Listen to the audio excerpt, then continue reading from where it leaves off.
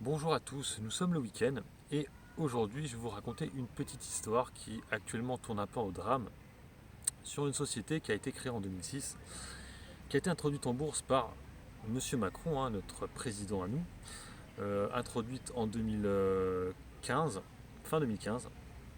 Donc Macron était allé à Euronext pour introduire cette société, donc vous imaginez bien qu'à l'époque c'était assez joyeux. L'introduction, c'était un peu dans le même zoo que la FDJ. On était à peu près à une fourchette entre 19,50 et 22,50 €. Voilà, la FDJ, c'était à peu près ces niveaux-là, un peu plus bas. Et donc, à l'introduction, elle a été introduite à 19,50. Donc, c'était plutôt le bas de la cuillère, la fourchette. Voilà. Donc, la société, c'est showroomprivé.com, SRP, pour ceux que vous connaissez. Donc, une société qui, au début, a plutôt fait du surplace. On est monté à 20, après, on est monté même jusqu'à 27 €. C'est à l'époque où elle était sous l'égide de Stanolf, donc c'était une société sud-africaine qui était propriétaire, en fait c'est Conforama qui avait des parts chez SRP. Et du coup, ce qui s'est passé, c'est que la société, je ne pas comme, à l'époque, elle était plutôt viable. Elle s'est introduite en bourse pour gagner de la compétitivité et surtout gagner des parts de marché, des choses comme ça. Et le problème a été là, c'est qu'elle a commencé à pu être rentable une fois arrivée en bourse. Surtout même pas, c'est même pas ça. Ce qui s'est passé surtout, c'est que Conforama, qui était du coup, ce que je disais par rapport à Stanolf, qui était principal actionnaire de Showroompré.com, Stanolf a eu des problèmes comptables. Ils ont un peu manipulé la comptabilité et du coup, ça a été les premiers déboires de la société. Il faut savoir que les dirigeants de la société, Thierry Petit et José Dayan, donc Dayan, Hervé Dayan, je sais plus, avaient revendu leurs actions quand elles étaient quasiment au plus haut, à 27 euros, 26-27 euros. Ils avaient revendu leurs actions, une bonne partie. Je vais revenir après par rapport à ça, c'est ça qui est assez étonnant. Donc après, l'action a commencé à se péter la gueule suite au déboire de Stanolf, donc la société mère de Conforama. Donc SRP, dans la logique, a perdu énormément. Elle a perdu 5-6% quasiment tous les jours.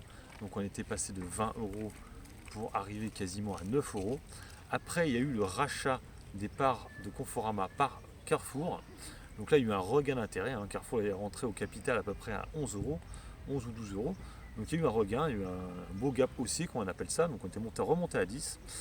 Et après, il y a eu la déconfiture à cause des dirigeants qui, ils l'ont bien avoué après, n'ont absolument pas communiqué. Beaucoup de profit warning, ils les ont enchaînés, pas de communication, qui fait que le cours n'a fait que se ratatiner. On est passé de 6 € à 3,50 €. Une fois 3,50 €, ils ont eu la bonne idée de faire une augmentation de capital à 2,50 €. Ça veut dire qu'effectivement, pourquoi payer une action à 3,50 € alors qu'on sait qu'on va avoir des actions à 2,50 €.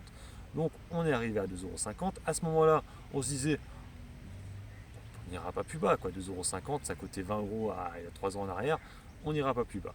Ce qui s'est passé, c'est que derrière, les profit warnings ont continué, les dirigeants ont toujours continué à ne pas communiquer, alors que Thierry Petit, pour le nommer, avait bien dit qu'il allait essayer de changer cette façon de faire. Il ne connaissait pas la bourse, le petit monsieur. Donc du coup, ce qui se passe, c'est que là, maintenant, actuellement, on a eu une nouvelle augmentation de capital, on ne sait même pas pourquoi elle a eu lieu, parce que la précédente, c'était pour achever d'acheter beautéprivé.com, en sachant qu'ils ont beaucoup de cash flow. Donc tu peux te demander pourquoi ils font des augmentations de capital alors qu'ils ont la trésorerie. Là, ils en refont une nouvelle. Alors, je vous laisserai regarder Boursorama, c'est assez marrant. Regardez le cours de showroompré.com, vous remarquerez que le cours n'est plus du tout le même qu'avant. Vous verrez que les plus hauts ne sont plus à 27, ils sont à 13. Donc, du coup, ce qui s'est passé, c'est qu'ils ont retiré une part dans le cours de bourse pour mettre en place cette augmentation de capital qui est différente de la précédente.